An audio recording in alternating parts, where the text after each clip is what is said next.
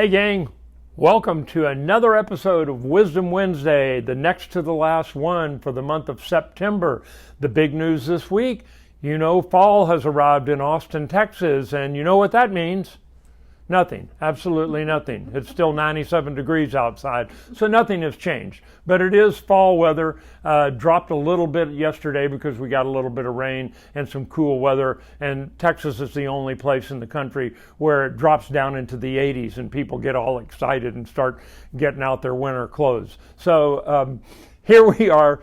And another version of Wisdom Wednesday. It's my last one of or next to the last one for the month of September. Our motto or theme for September was a September to remember, or make it a September to remember. That's why I'm wearing this silly light bulb on my hat. I'm going to miss this hat. Next week will be the last time you'll see me in it for a while until we come up with another theme that has to do with enlightened. But ding! I've been trying to fill you in with all kinds of fun little trivial facts and ideas about mainly teeth related, but not always. And so I hope you've been following along. If this is your first Wisdom Wednesday, this is what we do. We kind of go through some scientific facts, a review of the literature, things that are going on out there, current events, and then I end with a health tip. So today, it's really interesting, enlightening, because I've got 4 really interesting studies that have just come out recently that have to do with teeth and overall health and even mental function. So the first one is Ohio State Dental School study, came out of the dental school there, and they studied a subject that's been near and dear to our heart for the last year and a half, because a year and a half ago they had all the dentists and hygienists in the world convinced that we were going to be on the front line, the first ones to die from COVID or coronavirus, because our patients didn't have masks on while we're working on them. Nobody has figured out how to do dental work while the patient still has a mask on. So even if the dental personnel did, they said, oh, it's aerosol based, and so the aerosols can travel up to 12 feet away from the chair.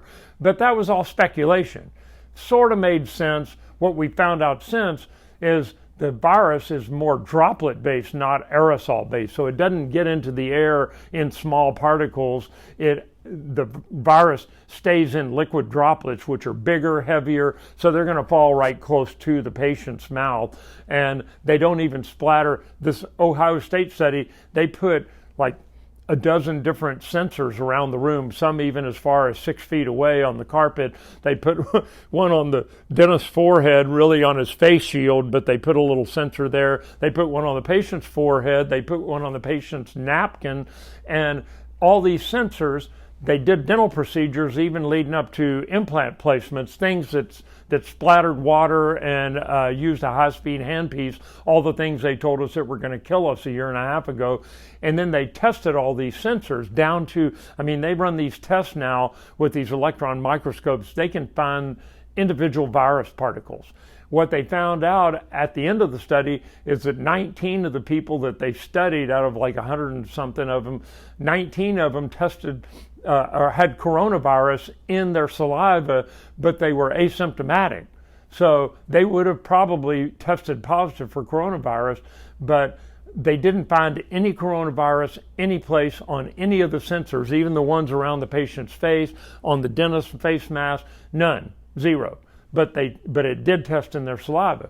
What they did find is the bacteria in the water supply in Ohio, in Cleveland, Ohio. So what does that say about water in Ohio? It makes me not want to take a drink of tap water. But there were bacteria in the water sample that they used, and they found those same bacteria as far as 6 feet away. So they surmised from that's what gets into, bacteria can get into the aerosol and get carried around the room, but viruses, not of any kind, much less the coronavirus. So it makes us all kind of feel better in retrospect. The reality we found out is that less than 1% of dental personnel in the United States, at least, which is the only ones that seem to be tracking this, less than 1% of dental personnel have tested positive for coronavirus in the last 2 years. So that says something about our profession, that we were doing everything right from the very beginning to mitigate cross-contamination.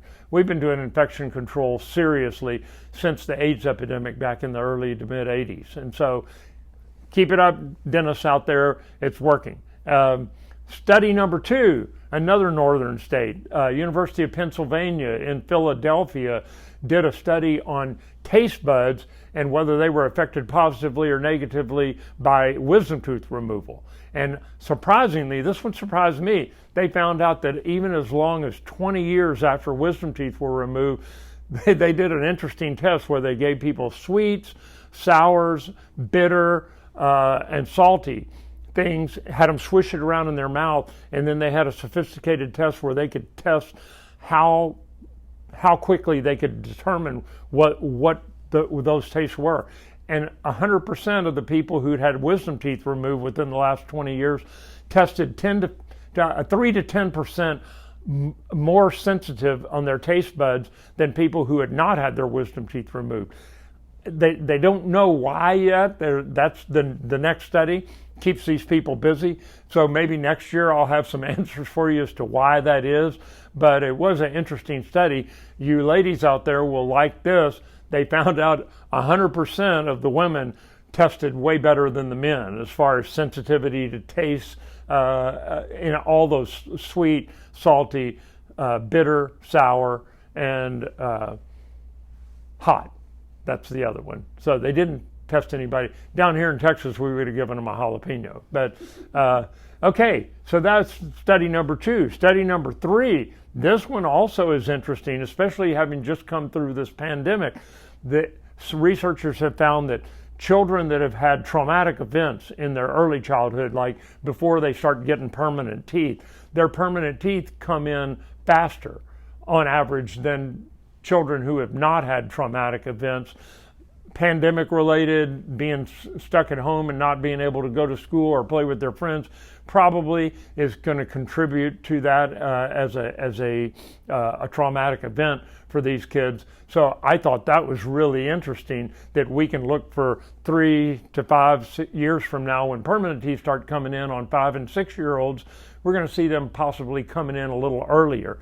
It's too early to tell, but they're trying to draw correlations between that and brain development as well. The woman who's studying this is on to, if they get early molars, she's checking their brain development to see if she theorizes that their brains are developing faster too, which not necessarily a good thing in a younger kid to have too early or accelerated brain development.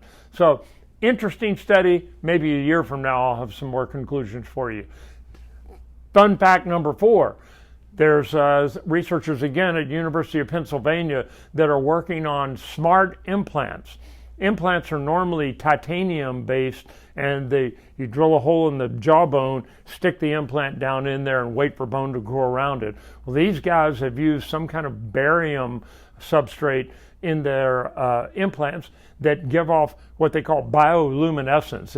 As chewing pressure, just the normal function in the mouth, as you chew, these things actually glow a little bit. They give off light down in the bone, and they're finding that it makes the bone heal faster and it kills bacteria. It's bactericidal.